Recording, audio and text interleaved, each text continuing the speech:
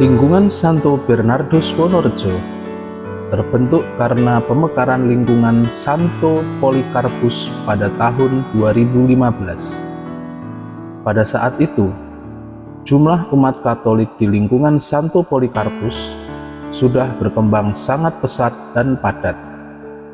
Hal ini membuat pendampingan umat menjadi tidak efektif dan memunculkan bermacam kendala lainnya. Pemekaran lingkungan ini ditandai dengan pengukuhan pengurus lingkungan pada perayaan Ekaristi Kudus yang dipimpin oleh Romo Yohanes Kristianto pada tanggal 15 Agustus 2015 di kediaman Bapak Antonius Islam Kaswadi. Ketika itu, Bapak Norbertus Sarjono didaulat menjadi Ketua Lingkungan Santo Bernardus Wonorejo. Dipilihnya Santo Bernardus dari Clairvaux sebagai Santo Pelindung Lingkungan karena beliau adalah salah satu biarawan yang berpengaruh pada gereja pada abad pertengahan. Riwayat dan teladan Bernardus yang kokoh dalam iman dan semangatnya dalam melayani diharapkan dapat menjadi teladan dan pengingat bagi umat Katolik di lingkungan Santo Bernardus Wonorejo. Secara geografis, lingkungan Santo Bernardus mempunyai luas lingkungan sekitar 2,45 km persegi. Wilayah tersebut di sisi utara mencakup Perum Merah Putih dan Dusun Wonolapan. Di sisi timur, berbatasan dengan Kampung Krebet. Di sisi selatan, berbatasan dengan Jalan Kabupaten yang menghubungkan antara Jepluan dan Plesungan, atau Perum Melati dan Perum Tifara. Di sisi barat, batas lingkungan Bernardus berbatasan langsung dengan lingkungan Polikarpus, atau ujung Jalan Dahlia Raya dan ujung Jalan Mawar. Dengan populasi 50 keluarga Katolik yang terdaftar di Pusat Data Litbang, dengan jumlah keseluruhan umat sebanyak 140 orang. Jumlah tersebut dapat dijabarkan sebagai berikut. Jumlah laki-laki adalah 71 orang dan jumlah perempuan adalah 69 orang.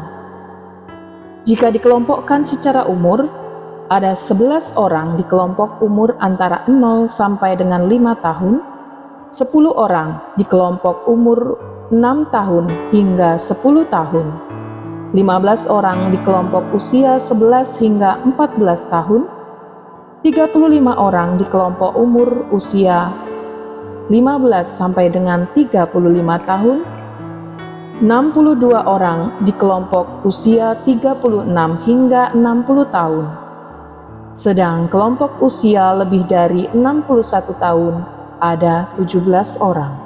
Dari awal mula terbentuknya lingkungan Santo Bernardus Wonorejo pada tahun 2015, lingkungan ini telah memiliki beberapa pemimpin lingkungan. Bapak Norbertus Sarjono pernah memimpin lingkungan Santo Bernardus Wonorejo dari tahun 2015 sampai dengan tahun 2019.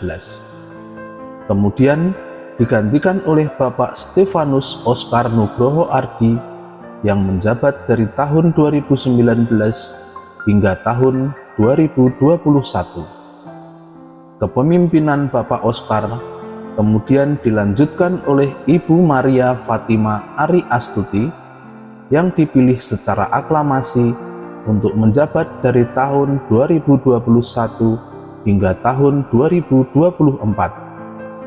Karena Ibu Ari ini adalah sosok yang sangat tegas, rendah hati, dan berkarisma, maka umat lingkungan Bernardus masih mempercayakan kepemimpinan lingkungan Santo Bernardus Wonorejo dari tahun 2024 hingga saat ini, dan akan berakhir pada tahun 2027 nanti. Pada tahun 2027 nanti, umat lingkungan masih akan mengupayakan berbagai cara agar Ibu Maria Fatima Ari Astuti menjabat kembali menjadi ketua lingkungan. Semoga seorang pemimpin yang hebat tidak akan pernah bisa berhasil tanpa tim yang hebat.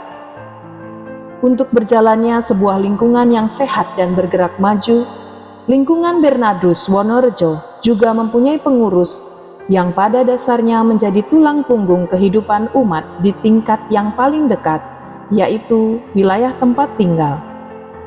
Mereka bukan hanya pengurus administratif, tapi juga pelayan, penggerak, dan penghubung. Yang pertama adalah fungsi pelayanan pastoral, yaitu menjadi orang pertama yang hadir saat umat mengalami suka ataupun duka, misalnya kelahiran, sakit, ataupun kematian. Kemudian mengatur ibadat dan perayaan lingkungan, sekaligus mendorong pertumbuhan iman umat dengan aktif mengajak umat untuk ikut serta dalam pembinaan rohani seperti ibadat, rekoleksi, atau pendalaman kitab suci. Yang kedua adalah menjalankan fungsi koordinasi atau sebagai jembatan komunikasi antara paroki dan umat, sekaligus mengelola pelaporan dan sumber daya yang ada di lingkungan. Ketiga, menjalankan fungsi pengembalaan sosial yang mengupayakan suasana rukun dan saling membantu di antara warga lingkungan, menggerakkan aksi kepedulian terhadap umat yang sakit, miskin, atau mengalami kesulitan, sekaligus menjadi teladan sikap rendah hati, mau mendengar, dan siap membantu. Yang keempat adalah menjalankan fungsi pengembangan lingkungan. Fungsi ini adalah mengajak umat untuk terlibat dalam gereja sesuai bakat dan minatnya, misalnya paduan suara, petugas liturgi, muda-mudi, atau sosial. Yang berperan penting juga untuk memberikan ruang bagi kaum muda untuk belajar melayani dan belajar menjaga kehidupan sesuai dengan ajaran gereja. Kemudian kita lihat urat nadi keuangan kita, yaitu kas lingkungan. Saat ini, saldo kita sekitar 8 juta sekian rupiah. Jumlah ini memang tidak bisa dipakai untuk membeli pulau pribadi, tapi cukup untuk memastikan kegiatan lingkungan berjalan lancar, ibadat tetap hidup, dan umat tetap tersenyum. Jadi, kalau ada yang mau menambah, pintu donasi terbuka lebar. Berikutnya, meja dan kursi yang sedang kita duduki saat ini. Kita punya 6 meja dan 40 kursi. Ini adalah saksi bisu dari banyak pertemuan, ibadat, dan konsumsi bersama. Ingat, kursi kita punya 2 fungsi. Yang pertama adalah sebagai tempat duduk, dan yang kedua sebagai alat uji kekuatan iman kalau ada yang agak berkarat sambungannya. Jadi mohon kalau duduk, tetap dengan penuh iman dan berat badan dibagi rata. Lalu ada sound system. Alat ini memastikan suara kita terdengar jelas, atau kalau salah setting terdengar seperti khotbah dari dalam sumur. Untungnya kita punya operator yang sigap, jadi tidak perlu khawatir suara amin terdengar seperti alien. Selanjutnya adalah perlengkapan paramenta, misalnya lilin, salib altar, taplak, dan vas bunga. Ini adalah pakaian pesta untuk altar kita. Kalau altar sudah rapi dan indah, ibadat pun terasa lebih hikmat. Dan jangan khawatir, vas bunga sudah lulus uji, tidak roboh walaupun ditiup kipas angin.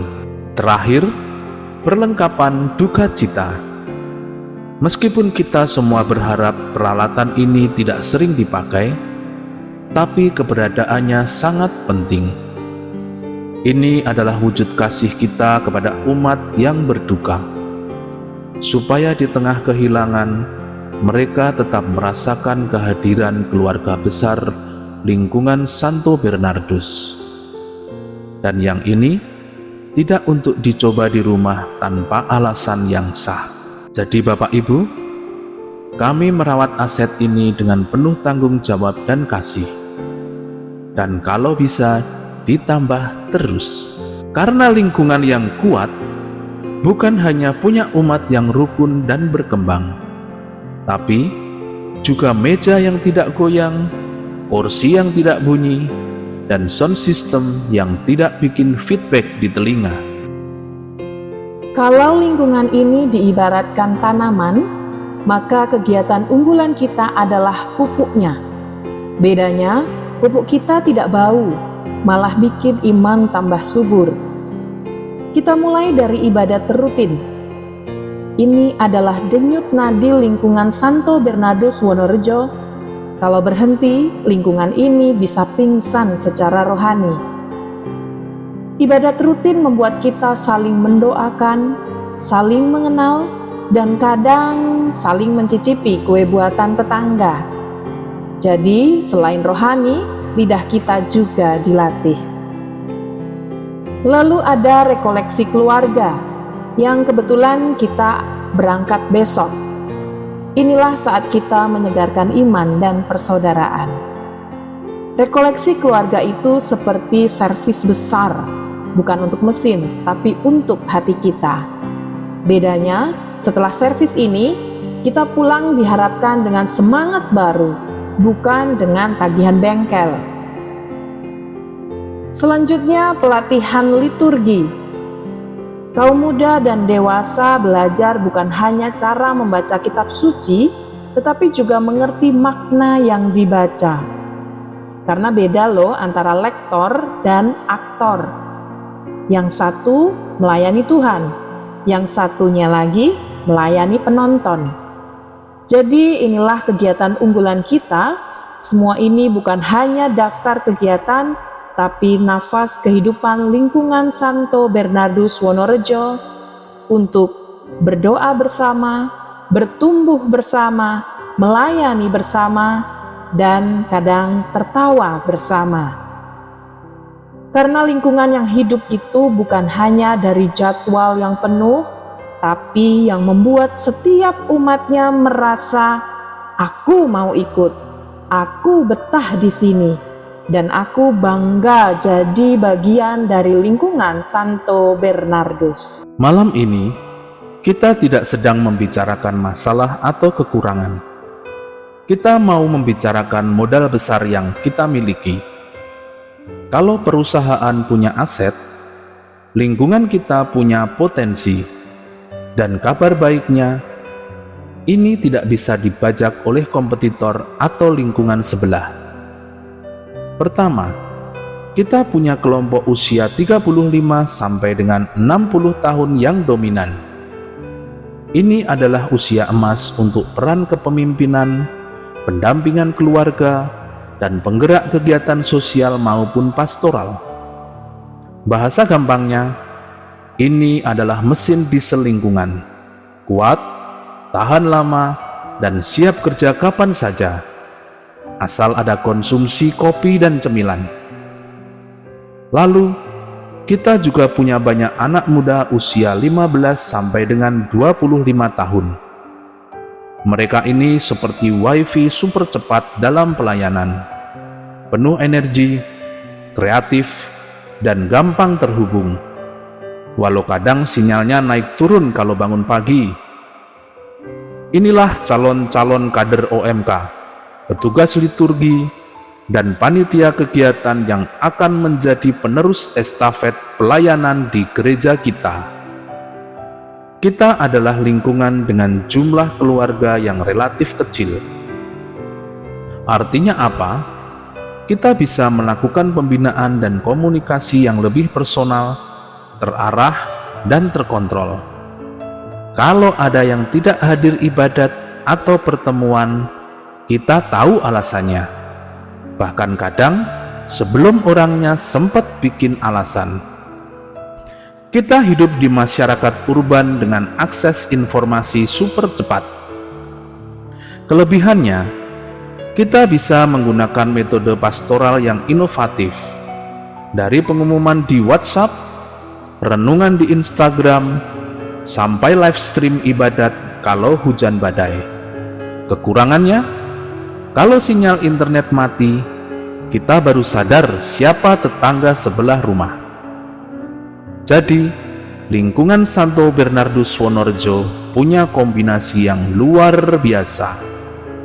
Pemimpin yang matang, anak muda yang energik, komunitas yang hangat, dan akses teknologi yang cepat. Tinggal satu resep tambahan, mau berjalan bersama. Karena kalau semua potensi ini digabung, bukan cuma kegiatan lingkungan yang hidup, tapi juga hatinya ikut menyala dan tidak perlu pakai power bank. Kalau diibaratkan drama, ini adalah plot twist yang harus kita hadapi bersama. Bedanya, ini bukan sinetron 300 episode, tapi kehidupan nyata yang tidak bisa dilewatkan. Tantangan pertama adalah gaya hidup urban. Semua sibuk, bangun pagi buru-buru, pulang malam, seperti zombie yang sudah habis baterai. Akhirnya, untuk kegiatan lingkungan, waktu yang tersisa itu cuma antara habis makan sampai ngantuk datang. Kira-kira 15 menit. Jadi kalau kita mau adakan rapat, kadang waktunya sudah habis hanya untuk nunggu semua orang datang. Menentukan waktu kegiatan bersama itu seperti cari parkiran di mall saat liburan atau saat tanggal merah. Ada, tapi rebutan. Kalau malam, orang sudah lelah. Kalau siang, orang kerja. Kalau minggu sore, ada yang bilang, itu jam tidur siang suci saya. Jadi, kadang jadwal kegiatan itu lebih rumit daripada jadwal kereta api. Nah, ini yang agak bikin pusing. Kurangnya minat OMK. OMK kita punya energi yang luar biasa untuk main game, nongkrong, dan scroll TikTok. Kalau ada kegiatan lingkungan, minatnya kadang seperti sinyal HP di basement, tanda sinyal E alias H. Tapi kalau kita bikin kegiatan yang kekinian, wah, mereka bisa langsung 4G, full bar. Meski jumlah umat cukup, partisipasi aktif itu cenderung rendah kalau kita pakai cara lama. Ibaratnya, kalau kita undang rapat dengan surat resmi, yang datang cuma 2 orang. Tapi kalau undang lewat grup WhatsApp dengan meme lucu plus iming-iming snack, mungkin bisa penuh. Jadi memang perlu pendekatan yang lebih non-formal, berbasis minat, dan harus didorong oleh orang tua. Karena kalau orang tua bilang, ayo ikut, nanti dapat makan, biasanya anak langsung semangat.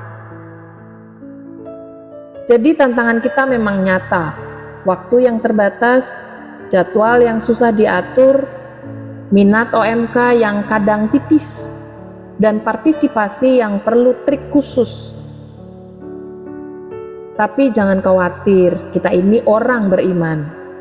Kalau Tuhan Yesus bisa memberi makan 5.000 orang dengan 5 roti dan 2 ikan, masa kita tidak bisa memberi makan semangat umat dengan ide-ide kreatif dan sedikit humor? Demikianlah Bapak Ibu paparan malam hari ini. Kita sudah bicara soal aset lingkungan, kegiatan unggulan, dan tantangan yang luar biasa. Luar biasa bikin mikir. Kalau tadi ada kata-kata kami yang kurang berkenan, tolong diingat yang lucu-lucu saja. Yang agak nyelekit, anggap saja itu candaan yang belum matang. Karena Bapak Ibu, lingkungan Bernardus ini seperti keluarga besar. Kadang ramai, kadang sepi, kadang ribut soal kursi, tapi ujung-ujungnya tetap saling sayang. Terima kasih atas perhatian, senyum, dan kesabaran Bapak Ibu. Sampai jumpa di paparan berikutnya. Selamat malam, Tuhan memberkati.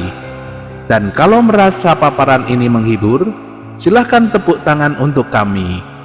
Kalau tidak menghibur, ya tepuk tangan saja, pura-pura menghibur. Nanti saya traktir doa.